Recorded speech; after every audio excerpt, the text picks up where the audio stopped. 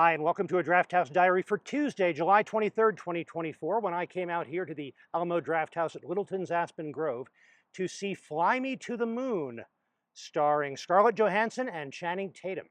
It was a story about the Apollo mission. The whole setup is that Channing Tatum plays the flight director for the Apollo mission as they prepare for Apollo 11, and Scarlett Johansson plays the New York City advertising person who is brought in to sell the moon, to sell the Apollo program, and build its popularity not only among the public, but also in Congress to keep the funding going. It's one of those movies that seems like it's assembled from various movies and stuck together, but it works better than that often does.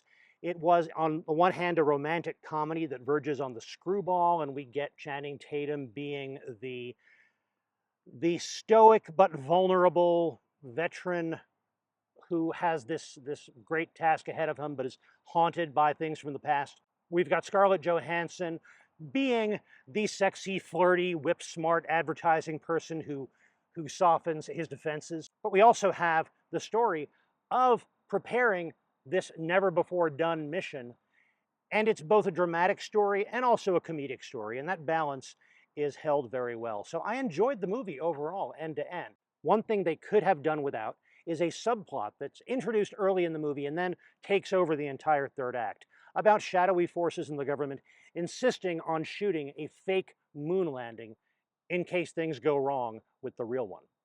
And I don't just say that because there are chuckleheads out there who think that's what really happened. I think they should have trusted the other components of the movie. They should have trusted their story, should have trusted their characters, and told their story. They didn't need this. And also, it's not a very original idea. It's been done before. Capricorn 1 in the 70s just transposed it to a Mars mission, but it was the same basic idea. And there was this very strange psychedelic farce starring Rupert Grint, which again covered the same kind of thing. So they didn't need that in this movie. They executed it well. It was still very watchable. It was still very entertaining.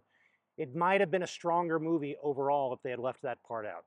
I do want to mention the production design and the look of this movie because they took some interesting choices, and by and large, I think they work very well. On the surface, a lot of it is a really good depiction of Florida in the 1960s. And yet, they took some liberties with the way people in the space program were dressed. They adjusted some of the music that was being used. There was one really clumsy and awful bit of product placement, which I suppose we should expect given the fact that this is a Columbia picture and Columbia is owned by Sony. But it all came together very well. On the one hand, it made everything seem very real and very concrete, while at the same time giving you a sort of graphic novel soft edges to things. And it kept in mind the fact that they're telling a fable. They're not trying to present this as even a docudrama, let alone history. I don't think this is going to be in theaters very long. It is an Apple original movie, so it's going to be on Apple Plus in short order. And I would recommend giving it a shot once it's there.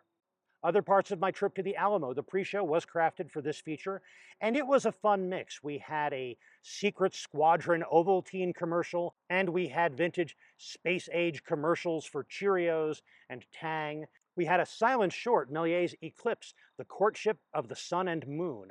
Strange and interesting movie. We also had various musical performances, a Spanish-language kids group disco outing.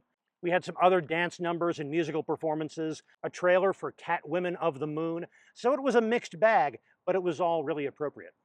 We also got some dinner at this visit to the Alamo. I had the pepperoni pizza. I've had that before. It's always good. This one was a little bit different. They were heavier on the cheese and maybe on the pepperoni, which was great, but it kept the pizza from getting as crisp as it usually does, and I really prefer it crisp. My darling wife got one of the 1984 bonus features menu items, the masked Kale-er salad, which is a kale-based salad bowl. The report there is that it was very good, but it was served to her without the avocado that is part of the recipe in the menu. And it was missing something without the avocado, but it was kind of saved by the fact that she added chicken to it. And the dressing for that is kind of a version of their lime vinaigrette dressing.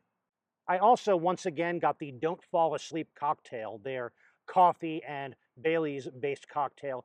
I really enjoyed that last time I had it, and I wanted to make sure I had it at least one more time before that bonus menu goes away. I hope you enjoyed this Drafthouse Diary. If you did, please click that like button, and if you want to get more of these as they come out, click the subscribe and notification buttons. They're no charge to you, and they help the channel. But most important, thank you very much for joining me. I'll be back soon with more, and in the meantime, enjoy your movies, and when you do, stay till the end of the credits.